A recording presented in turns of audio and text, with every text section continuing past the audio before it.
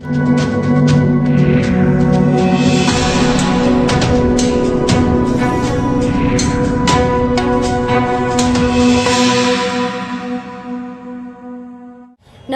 मैं नीति सेन। रोहिणी सेक्टर 9 में स्थित जीडी गोयनका पब्लिक स्कूल ने दिल्ली सरकार के नियमों की धज्जियां तो उड़ाई ही, साथ ही मासूम बच्चों को एक कमरे में 2 घंटे के लिए बंद भी कर दिया गया। जी हां, सेकंड व थर्ड क्लास के बच्चों को 2 घंटे तक कमरे के अंदर बंद कर दिया गया। 2 घंटे तक ना तो मासूम बच्चों को पीने का पानी दिया गया और ना ही उन्हें वॉशरूम इस्तेमाल करने दिया। उनका कसूर सिर्फ इतना था कि उनकी फीस नहीं भरी गई थी। वहीं उन बच्चों को एग्जाम भी नहीं देने दिया। पूरी जानकारी के लिए हमारे संवाददाता प्रदीप उज्जैन के पास चलते हैं। इस वक्त मैं मौजूद हूँ रोहिणी सेक्टर 9 के जीडी गोयनका पब्लिक स्कूल के बाहर और आपको बता दें यहाँ पर आज जो बच्चे थे उनको एग्ज़ाम नहीं देने दिया गया। इसी को लेकर जो पेरेंट्स हैं वो लगातार हंगामा कर रहे हैं। वहीं इस मामले को लेकर परिवारों के साथ साथ वकील का भी कहना है कि कल जीडी गोयनका पब्लिक स्कूल के खिलाफ कोर्ट में एक पिटीशन फाइल की गई थी जिसकी कल डेट है कोर्ट में, लेकिन उसी से पहले जो अभिभावकों पर व छात्रों व छात्राओं पर जो है दबाव बनाया गया कि वो स्कूल की फ़ीस है जो वो जमा कराएं, वरना जो बच्चे हैं उनको एग्ज़ाम नहीं दिया जाएगा। उसी को लेकर जो अभिभावक हैं वो यहाँ मौजूद हैं, बात करेंगे अभिभावकों से भी और क्या हुआ है पूरा मामला। और मेरा नाम अंकित मान है, पेशे से मैं वकील हूँ।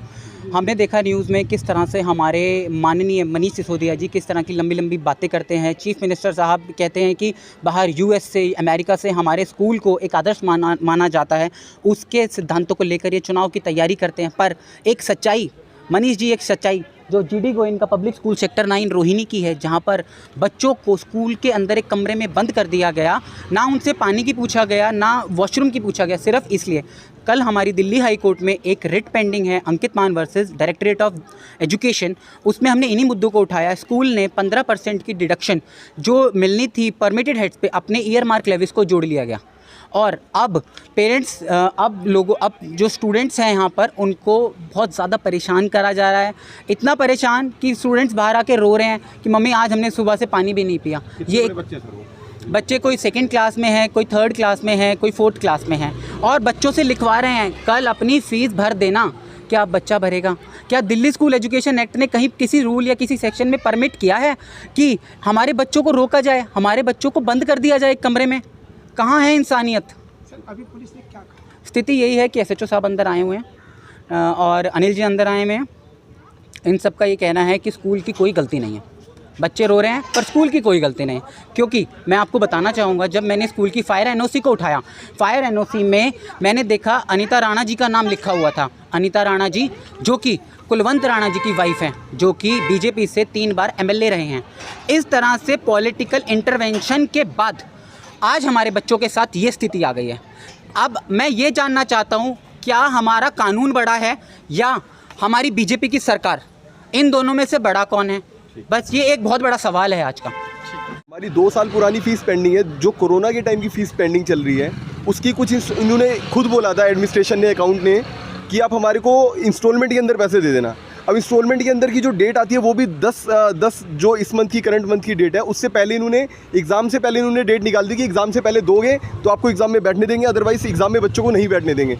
और घर में बराबर टीचर से फ़ोन आ रहे हैं, टॉर्चर हो रहा है कि आप इनको भेजो बच्चा, ये पेरेंट्स को फटाफट फ़ीस जमा कराने के लिए, नहीं तो हम बच्चों को बैठने नहीं देंगे। और जो पेरेंट, आज का ही सीन बता रहा हूँ मैं, एग्जैक्टली आज ही की बात बता रहा हूँ मैं। इसीलिए स्पेशली कल मेरा बच्चे का एग्ज़ाम है और आज मैं फ़ीस जमा कराने आया हूँ, तब मेरे को पता चला कि मैं अकेला गुस्से में नहीं हूँ, सारे पेरेंट्स के साथ यही करा है। जिन बच्चों का आज एग्ज़ाम था उनको एग्ज़ाम में नहीं बैठने दिया, खड़े वहीं पर ही बैठे हुए हैं, एक रूम के अंदर आइसोलेट कर दिया।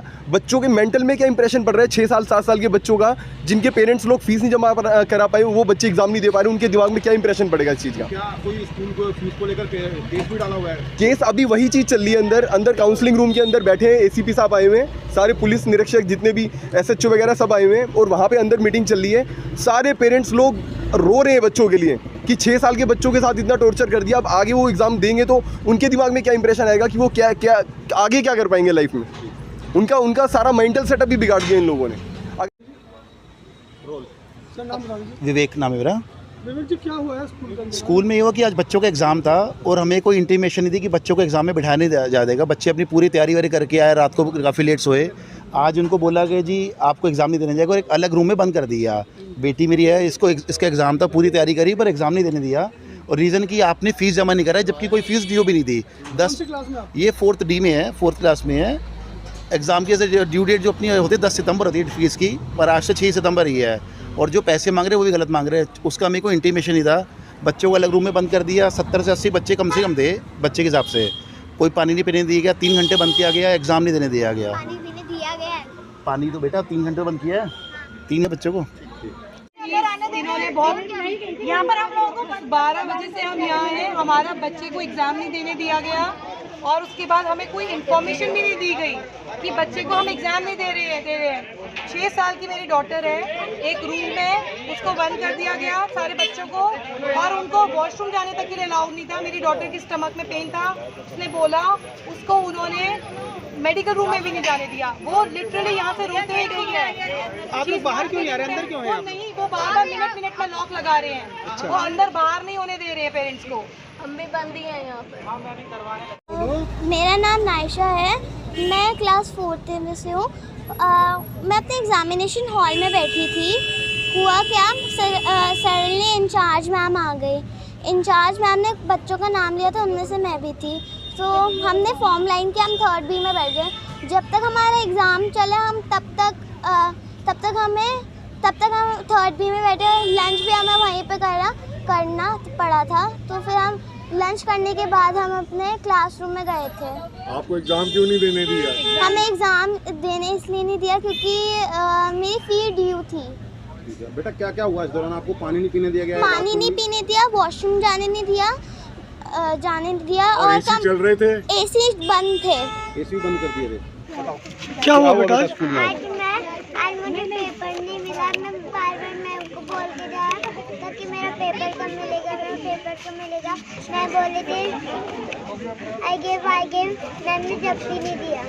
फिर आपको वॉशरूम जाने दिया, वाटर ड्रिंक करने दिया और मील प्रोवाइड किया? नहीं किया? बोलो, तुम भी बोलो। नहीं किया। आपकी फ़ीस ड्यूज़ है, कुछ ये बोला गया कि फ़ीस पे नहीं हुई? ऐसा बोला मैम ने?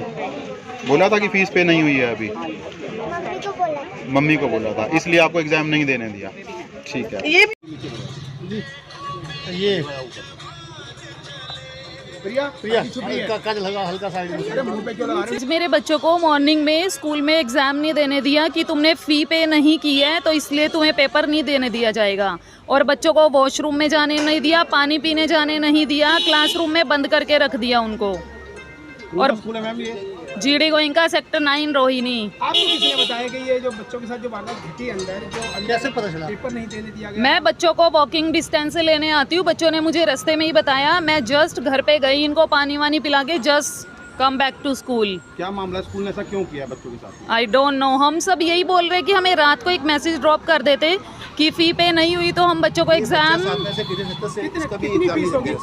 अगर हमें बता दिया जाता कि शाम को कि फ़ी डिपॉजिट करा दो अदरवाइज़ हम एग्ज़ाम नहीं देने देंगे, तो हम रात को ऑनलाइन पेमेंट कर देते।